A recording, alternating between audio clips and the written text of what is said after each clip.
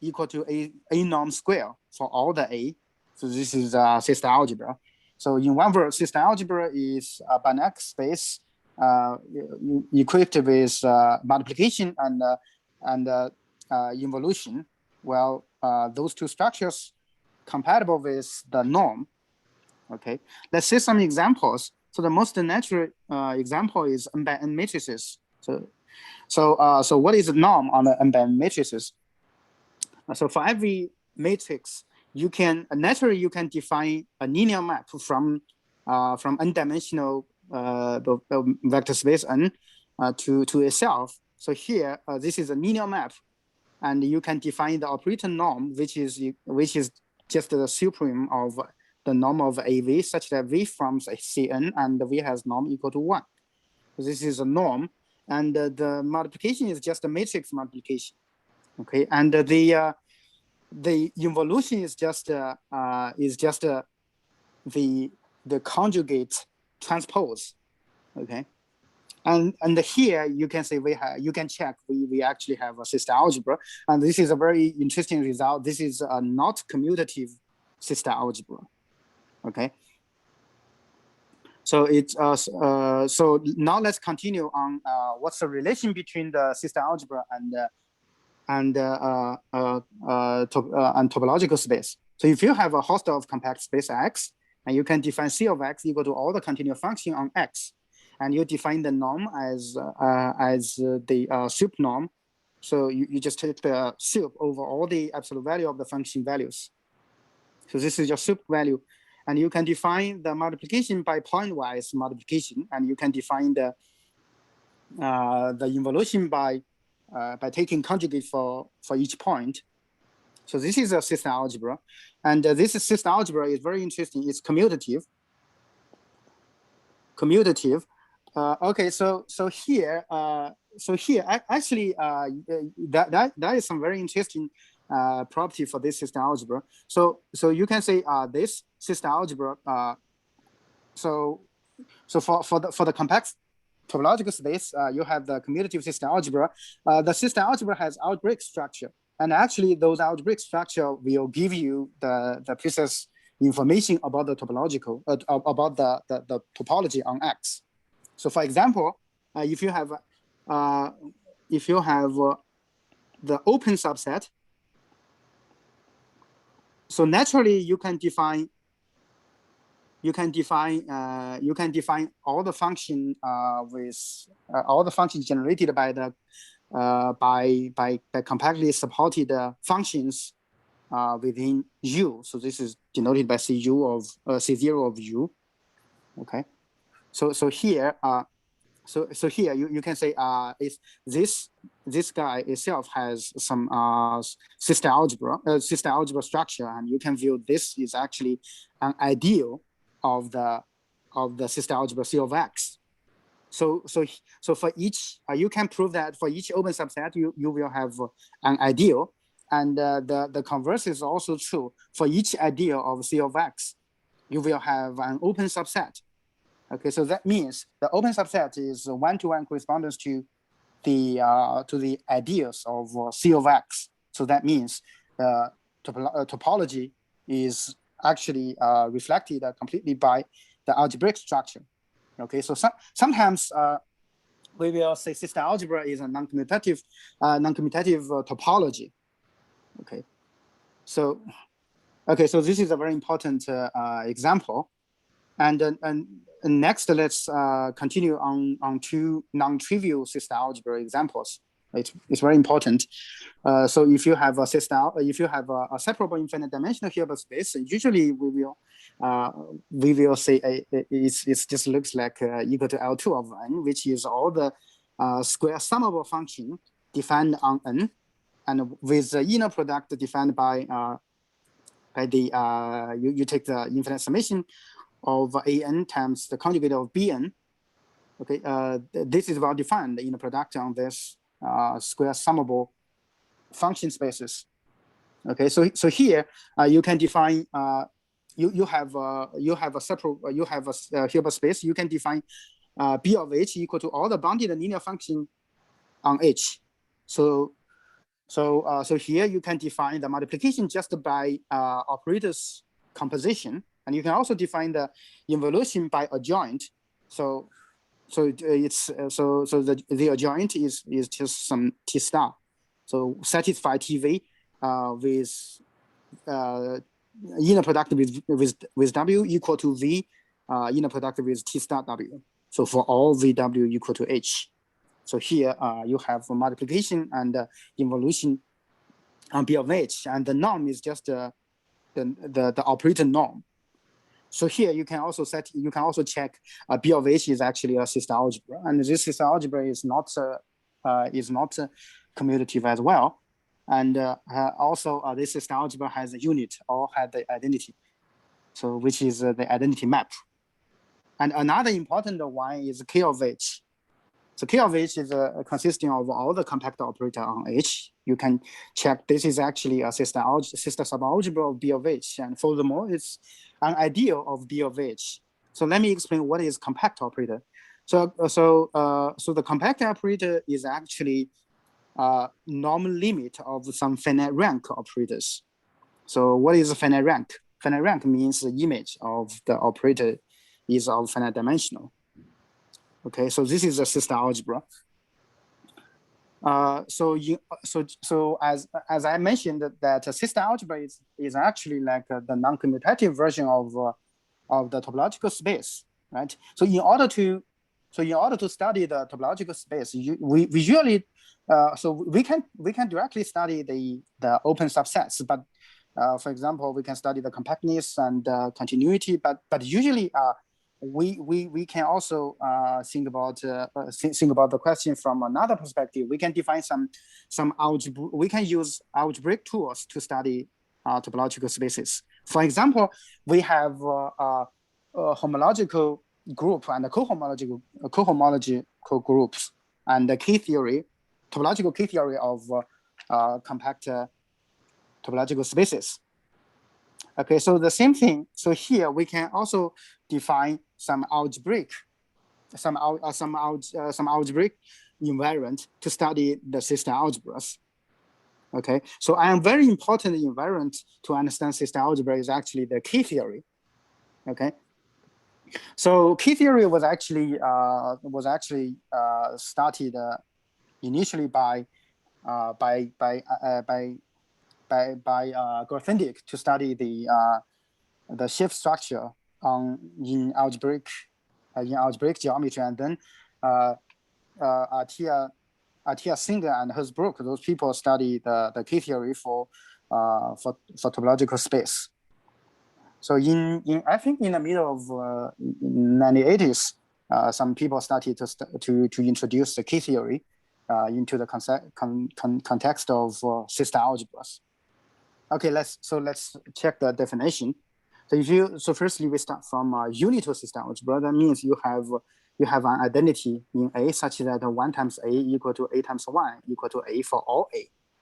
Okay, so here for the matrix algebra, you just consider the identity matrix.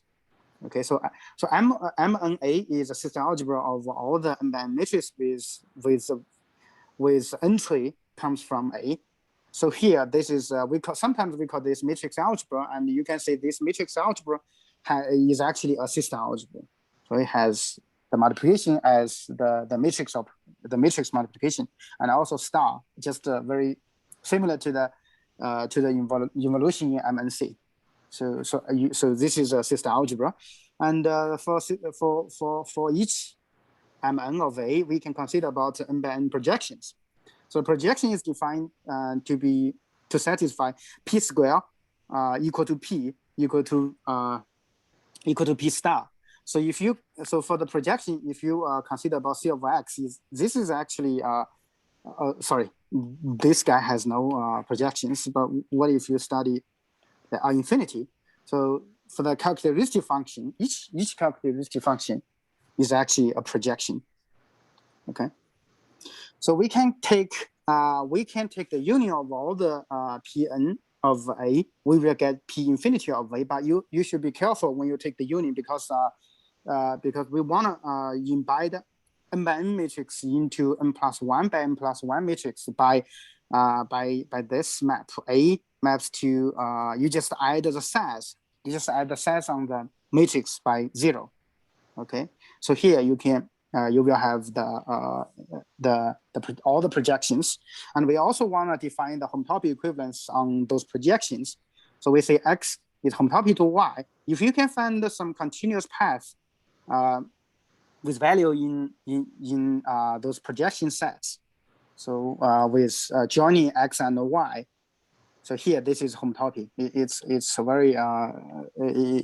very similar to the. It's just the same as what you have in the topology. So under this homotopy equivalence, you can consider about V of A, which is just the equivalence classes. So this is actually a semi-group, and you can say it has 0. Okay, so this is a semi-group, and how do you define the addition? The addition is defined to be A class plus B class equal to A plus B class. Oh, sorry, this should be like this. Or you can say, you can write it like this.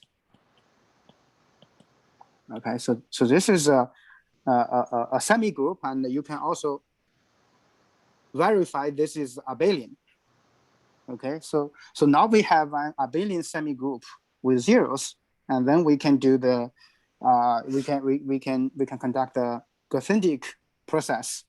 So here we can define the Grothendieck groups for the semi-group, which is defined to be a pair. So be equivalent classes of such a subset. So it's if you have a pair x1 y1 equal to x2 y2, if you can find another z such that x1 plus y2 plus z equal to y1 plus x2. Sorry, this should be y1 plus x2 plus z.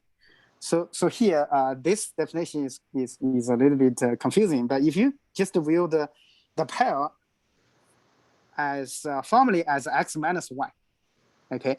So here we can view it like this just because for an abelian semigroup you can view it like you have the plus structure, but you don't have the taking minus structure. So that's the reason you want to introduce it formally. So the pair is just, you can just view it as x minus y. Okay, and then in this case, you will have an abelian group because here you introduce the, so for example, if you have y in this semi-group, so what is the inverse? It's just 0 minus y. Okay, so then we will have an abelian group. So here we can assign every unitary system algebra to the category of to an abelian group in the category of abelian groups. So just like what you did in the algebraic topology, okay. And actually we can generalize this idea to define the K0 for the non-unitary system algebra just by adding a unit. And we can also define K1 of A just by taking suspension, okay. And actually, if you take iteratively take the suspension for the system algebra, you can define K0, K1, K2, K3. So as much as you want, but by the Baum periodicity, we actually just have 2 of them. So we have K0 and K1 because K2 is equal to K0 by the Baum periodicity and K3 equal to K1. So here we just have 2 K-theory groups. So for example, if you have n by n matrices, the K0 is actually equal to Z, and it's the same as K0 of K of H. Okay, so here, maybe let me give you a very straightforward explanation of why this is equal to Z. So what is the element inside this guy? You can view this is some matrix, and each entry is actually some element from MNC. Okay, so eventually you will have a bigger matrix So for this matrix, you can, for the projections, you can consider about the trace. You can add all the diagonal element together, you will get the trace. So because for every projection, the trace must be integer. So here you can say because trace is the same as rank for the projections, all the dimension of the image. So this is why it should be equal to Z. Okay, and also B of H is very large, so it's too large. Like you can do all the all types of homotopy equivalent. So it's like it's contractible. So it's just like very much like it's contractible. Okay, so it's equal to 0. So that means for any two projections, you can always find a path joining them in B of H. While the K0 of C of X is actually equal to the topological K-theory defined by Atiyah. Okay, so topological K-theory is actually a cohomology theory. Before I continue, any question here?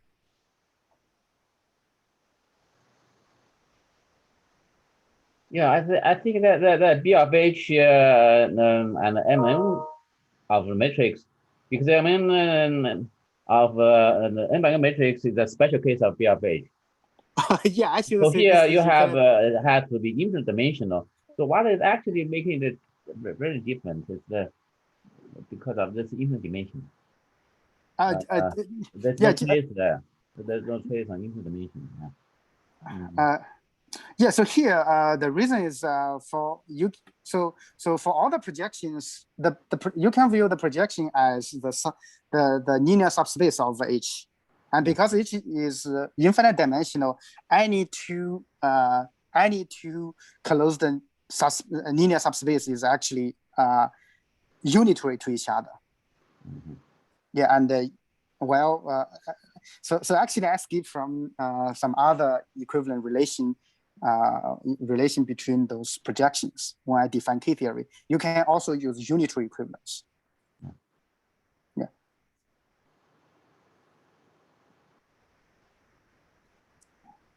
Okay, any other questions?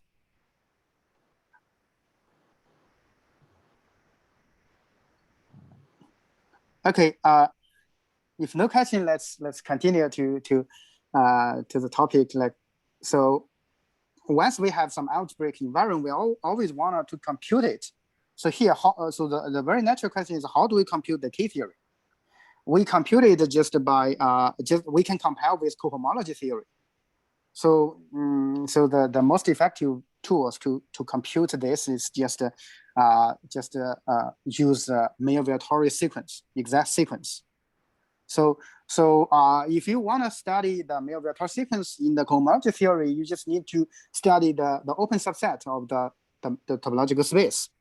As I mentioned, the open subset is actually the idea, right? So here we just so in the topological in the topology, we can see we decompose the space into open subsets, and here we can decompose the system algebra into the sum of into a sum of ideas. Okay, so this is exactly this is very similar to what you have in topology. So if you have an open cover, so C of X is actually equal to C0 of U plus C0 of V. And here you can define a system exact sequence. So that means if we want to compute the K-theory for A here, and if you can decompose the idea, the system algebra into simpler ideas, such that you can understand the K-theory of those smaller system algebras, and then by Five lemma, you can understand this too, right? So this is the advantage of exactness. Okay. So here, let's talk about the Baum-Connes conjecture. So if you have a discrete metric space with bounded geometry means each ball has elements uniformly bounded. So for such, this is a very discrete metric space. Okay, so here on the discrete metric space, usually you don't have topology. So we want to introduce some final structure on this space. We want to study the Rips complex at scale D. For each positive constant D, you can define PDX as a simplicial complex. So you can view this is just a subset of L1X. So here, each element is actually a linear combination of in this form, and you needed this D to control the distance between the support. So for example, if you have any 2 point Cx, the coefficient Cx and Cx prime not equal to 0, they are not equal to 0, then you have to make the distance between x and x prime smaller than D. So this is a Rips complex. So for example, if you have Z, this is your Z, and what is P1Z? P1Z means you use the segment to join any 2 point with distance smaller than 1. So for example, this is negative 1, 0, 1, 2, 3, 4. You are going to join this 2 point, and you are also going to join this 2 point. You are also going to join this 2 point, and continue. You are going to join all those points. So this is equal to R. Okay. So this is Rips complex, and you can define a spherical metric. You can define spherical metric on this Rips complex. So I'm going to skip from the definition of this metric. So for each D, we should choose a countable dense subset. So countable dense subset as XD. So here we want to make sure XD is contained in XD prime when D is smaller than D prime. And you also fix an infinite dimensional separable Hilbert space. So then you can consider the bounded linear bounded function defined on the tensor product Hilbert space. And because we choose XD as countable, so that means any such bounded operators can be written as a matrix. So XD by XD matrix. And now let's talk about some very important concepts in geometry. So finite propagation. You can define the propagation as T as the supreme distance between xy such that txy not equal to 0. If this propagation is smaller than infinity, then you will say this has finite propagation. So roughly speaking, txy is actually a matrix supported on some band with finite width. Okay, so this is a finite propagation, and you can check. This is finite propagation actually comes from the physics. So in physics, what does the propagation mean? So for example, if there are several islands in the sea, so they have a distance. If you have some signal, on one of the island, and you have some machine to give out those signal, and how far the signal can transfer. This is called propagation. So usually it's very like everybody want to live in a society like we can transfer our informations. But for the computation of K-theory, we try to be localized. We just want to study those operators with small propagation. That means you don't want some unnecessary informations. Okay. So what does it mean by locally compact? Locally compact, roughly speaking, you can view, because this is a matrix, so you can say each entry of the matrix is compact operator on H0. So this is called locally compact. This is the precise definition. Well, the rule algebra is actually the sister subalgebra of this sister algebra generated by all the finite propagation and the locally compact operators.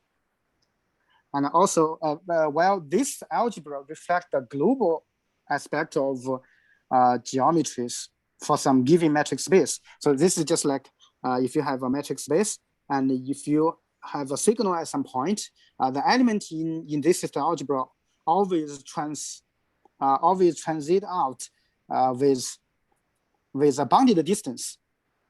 Okay, so as you can see, this system algebra is actually very global, and it has not it has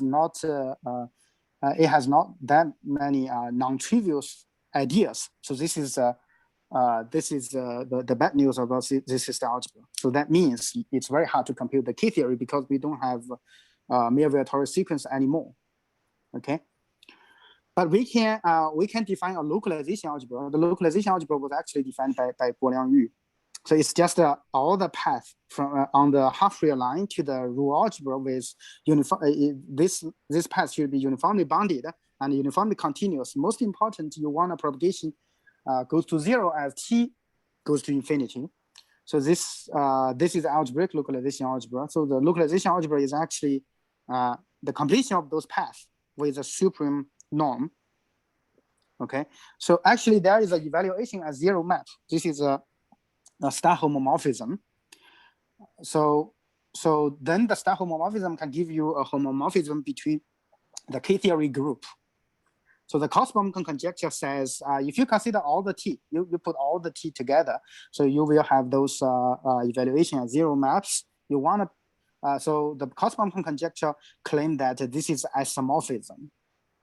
Okay. So the question is, why do we need this conjecture? So let's go back to the question we came up with at the beginning. So if you have a non-compact Riemannian metric, D is a direct operator on this manifold. So you can map M into some Rips complex. So this is called a reference map. You just push it into some PDX, and here you have if you take the Hell index of D, you will get an element in the K-theory of rule algebra, and you can also define a K-theory element in the localization algebra. And the Baum-Connes conjecture claim this map is isomorphism. So that means this is commutative. This process is commutative. That means if you want to compute the Hell index theory of the Hell index of D, it's the same thing as just look at the element in the K-theory of localization algebra. So the advantage of this guy is it's purely topological and it's very computable. Okay, so then so this is computable. That means you can understand you can understand here, and as a result, you can understand K-theory here. So the Hell index is computable if you know Baum-Connes conjecture is true. Okay, so Baum-Connes conjecture actually related to many conjectures in the Riemannian metric. For example, strong logical conjecture in the computation of the determining of non-vanishing of Hell index theory, and Barrier conjecture claim that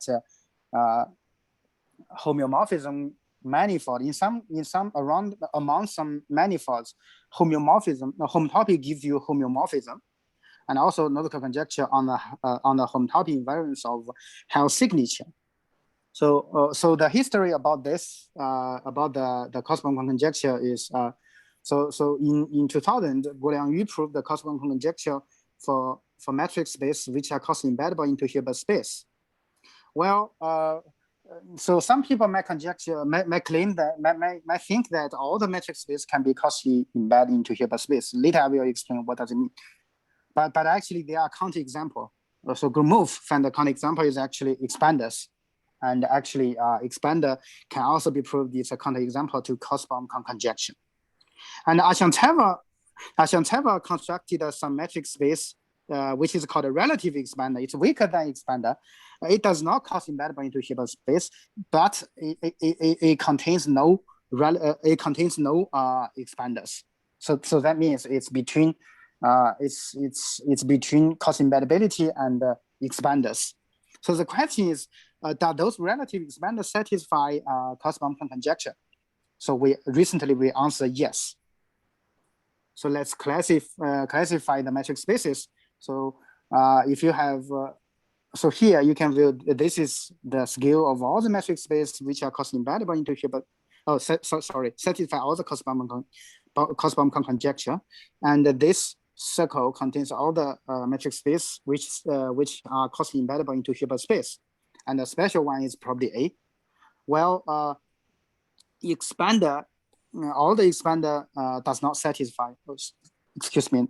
So for now we know most of the expander does not satisfy coarse Baum-Connes conjecture, and also so today we can show that a relative expander, actually some of them, or at least for all the known construction of relative expander satisfy coarse Baum-Connes conjecture. Okay.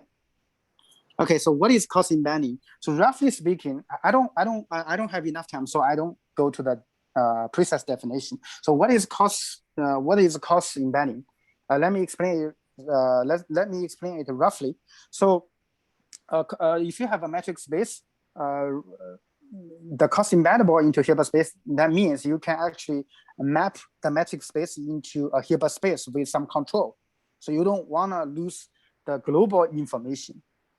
So this is called coarse embeddable. Just like you are standing in front of a mirror, but the mirror is not that flat. The mirror was twisted a little bit.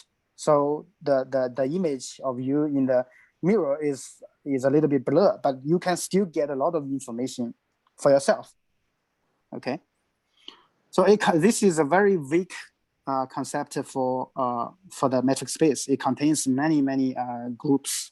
So a very interesting one is probably A, and probably A was introduced by Guoliang Yu as a generalized version of amenability.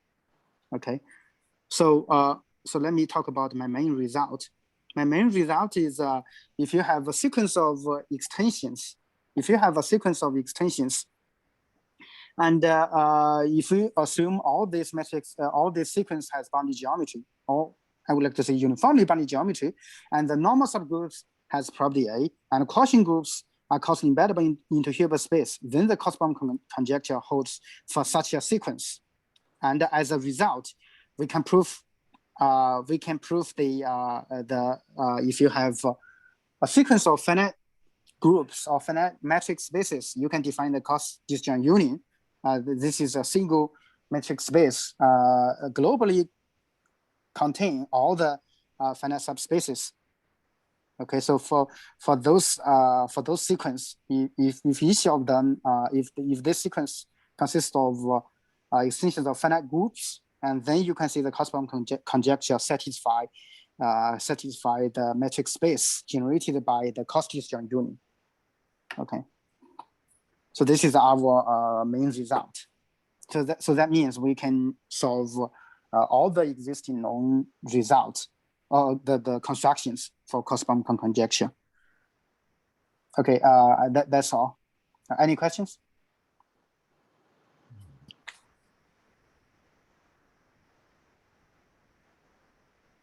So you say that the last one, the conjecture holds for the relative expander constructed by those two. Jintao and Roman tessera, and also. So how are they? So they fit into the kind of exact sequence like what you described on the top. So actually, I put their construction at the end of my my notes. So yeah, so they use some properties of the box space of some groups.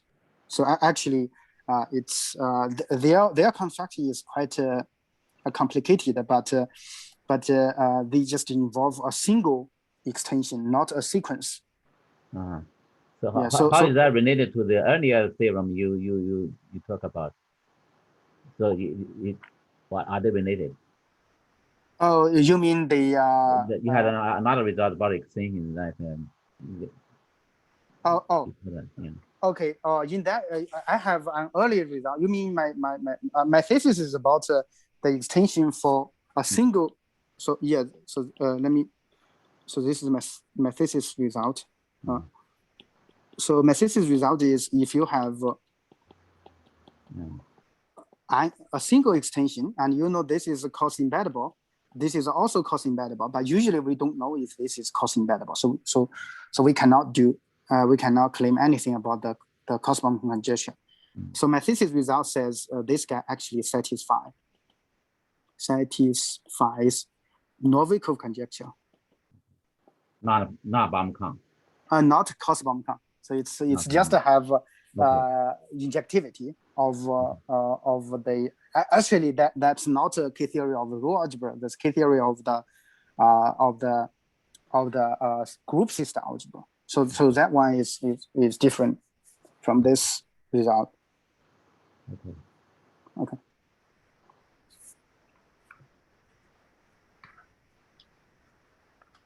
So this result in your thesis and the other results at the end of the slides, they are not related.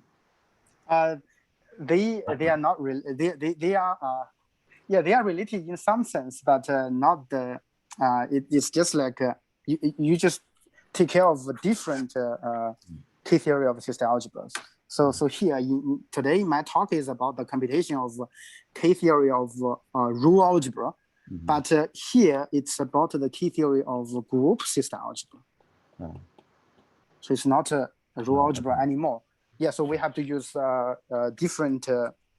We have used different machine method, but actually the machinery are quite similar. Just use the same, like it's always like a cutting and pasting.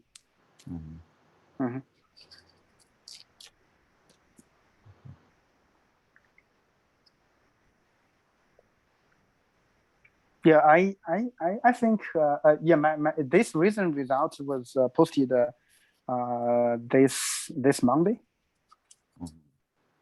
Yeah. So you put on archive. Yeah. Okay. It's already on the archive.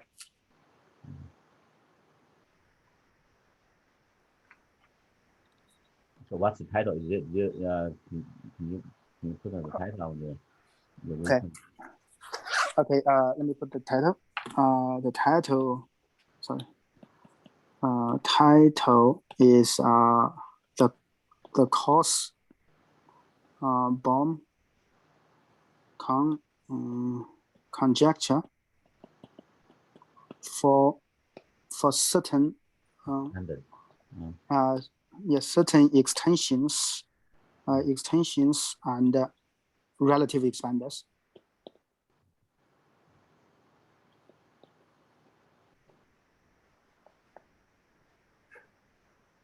Oh, yeah, this is the title.